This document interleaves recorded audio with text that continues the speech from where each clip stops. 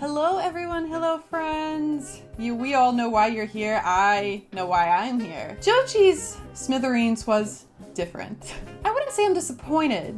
That's too harsh of a word. But I'm surprised, I suppose.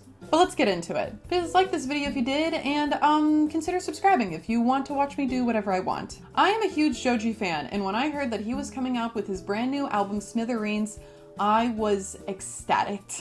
Since 2017, Joji has been coming out with a new album, starting with In Tongues, about every 2 years. Marking with every new album, he has soared miles in progress with his career, and now it's time for his next masterpiece, Smithereens. Now, before even the album had come out, I was doing some research on the album and I was surprised. The album only has 8 tracks, and when I was listening to it for like the 15th time since it came out at midnight last night, I actually listened to the album in its entirety, and when I got to my workplace, which is only 25 to 30 minutes away, the album had already finished with commercials. Usually his albums have anywhere between 12 to 20 tracks, and a lot of these songs are under the 3-minute mark, so not very much to listen to, short tracks. But let's break down the album from my favorites to not so favorites, and just a few little things that I had to think about, and maybe you have thought about too. Disclaimer, I am not in any way like a music connoisseur or like any kind of music person. I am just a huge Joji fan, and I have been collecting his music and listening to him since the very beginning, unfortunately. I'm just here to share my opinion as a very loyal Joji fan, and to share my love, and maybe a little bit not so love, with everyone else. It's mostly love, I promise. I will not be featuring any of the visuals or music from this album to steer clear from copyright claims, but alright. Let's get into this review. I had to start with a glimpse of us. This track came out as a single earlier this year to announce the album that would come out, what was it, last night in November. And of course, this was a hit. It's playing on the radio. I don't listen to the radio, but like, my mom knows this song. I could not be more happy for our guy. Joji, you have come so far. The perfect song to what I hope to have been the perfect album.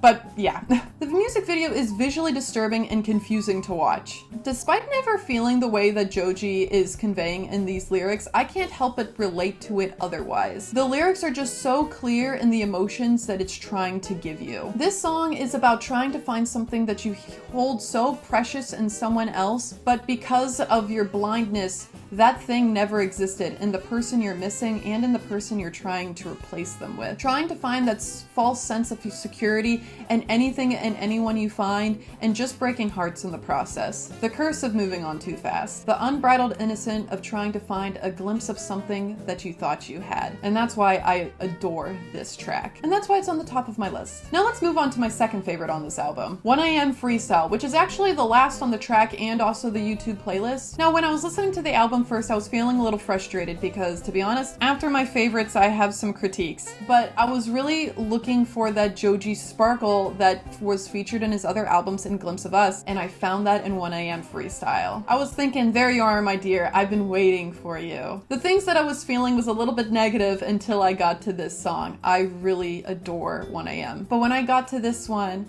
it was almost like a pep talk to me personally, being like, you can do this, but you have to ask for help. This track grabbed me like how his music usually grabs me and shakes me and tells me about all these feelings that I'm feeling, and I really just adored that about this track. But oh my god, is this song too fucking short? What the hell? Alright, and for my third favorite, Die For You. Is it weird to say that the visuals for this one is almost more disturbing than Glimpse of Us? Because I couldn't feel anything for this one. Like, I didn't know what to feel. I didn't know what Joji was trying to tell me with these visuals. They were disturbing and confusing. Instead of understanding what was going on in those people's lives in Glimpse of Us, this one was just hard to understand. No humans. This is just a classic Joji breakup song. I really adore it. Like, you know, it's a good old time. It just sounds like Joji. It has the Joji sparkle. It's a wonderful track. Easy to understand, simple lyrics, wonderful sound. I can't wait to hear it on my cassette tape player. Now, Knight Rider didn't make my top 3 just because it's too fucking short. But I could say that about all these songs. But I just thought, you know, I had to pick a top 3 and Knight Rider didn't make it. Like, this song is so fun for me.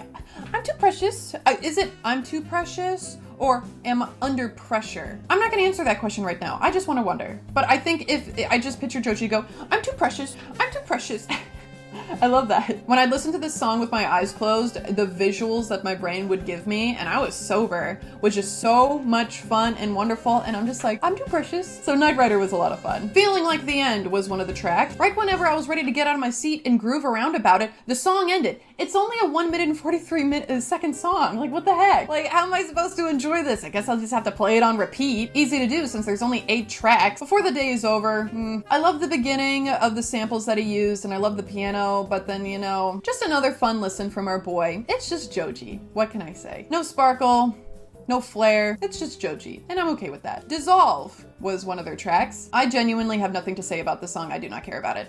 So let's move on. Now, I used to have nothing to say about Yokon as well, but since it was one of the songs that was released before the album, I thought it was important to talk about, and also to like kind of have some of my notes before I listened to the album. I noticed that Yokon started in the same few keys that Attention did from his Ballads 1 album, and that's one of my favorite songs from that album, so I was like, ooh, fun. This is something Joji does quite often, is mention some of his old works and his newer work. I could probably lay down a few of Joji's songs from each one of his albums on top of each other in like a mashup, and it would sound like beautiful. I'd call Yukon a poem that needs a couple of listens to understand. It's still the good old Joji flair, like, you know, I can hear him, I can feel him when I listen to the song, but it's just personally not my taste. I'd call it a little bit of fluff, like, you know, in the album, or should I call it an interlude? Now that we've listened to all his songs from this album, which was very quick, any thoughts? Alright, who keeps breaking Joji's heart? Or is he like his own poison? Because every single album, he seems to be having a problem with somebody. Just one of Joji's classic sad boy albums, you know, our low frequency king. But damn, Joji, why don't you lighten up a bit? We want you to do well in life. But hey, I don't know you like that. You know, I still love your music. I hope you're doing all right despite the sadness. Also, and I want to know if anyone in the comments is experiencing the same thing. Did they choose the most annoying commercial to put in between every single track on purpose so I'd go over to Spotify and buy the damn album? Because, oh my God, Philadelphia cheesecake is gonna catch these hands, I swear to God. But back to the album, let's talk about it. This album did not blow me away like his past albums had. But no, that's not a bad thing. This album felt like a long phone call with a good friend, a check-in, if you will. And you know, they're telling you everything about their lives, and then you hang up the phone and you're like, that's Joji. I think all of the Joji sparkle that we hear in a lot of his other music went into 3 songs specifically, maybe 4, which were my favorites. Glimpse of Us, 1 AM, Freestyle, Die For You, and I want to say Knight Rider. The rest of it is just a fun gift from Joji. Here you go, my lovely fans. Here's some work that I've been working on. It might not be what you expected. It might not be as long as you expected. Oh, that's what she said. But here you go. And you know, I am the biggest Joji fan out there, and I will take with open arms anything that he gives me. If he offers me gold, I'll take gold because it's from Joji. If he offers me sand, I will take sand because it's from Joji. And anything that he produces, I love and I cherish. But despite all that, I don't want to say that I'm disappointed, but I am surprised. I really don't know how to put it. It's just Joji. And I love Joji. He had conjured up about 8 wonderful tunes that I'll be obsessed with for the next couple of weeks to months, and I can't wait to hear the soft, somber notes when it comes out of my cassette tape player. Although, boy, if you're making a vinyl, please let us know, because I've been stalking it, and I need that vinyl. I got all your vinyl. I need to finish the collection. Cassette tapes isn't gonna cut it. CDs ain't gonna cut it. But all right, everyone, and thank you, Joji, for all the art that you produce for us. I can't wait to hear from you again. It has been so nice visiting with you. But all right, everyone, like this video if you did. Don't if you didn't. Subscribe to me. You'll get more of me. All right, everyone, have a good day. Bye-bye. Mwah.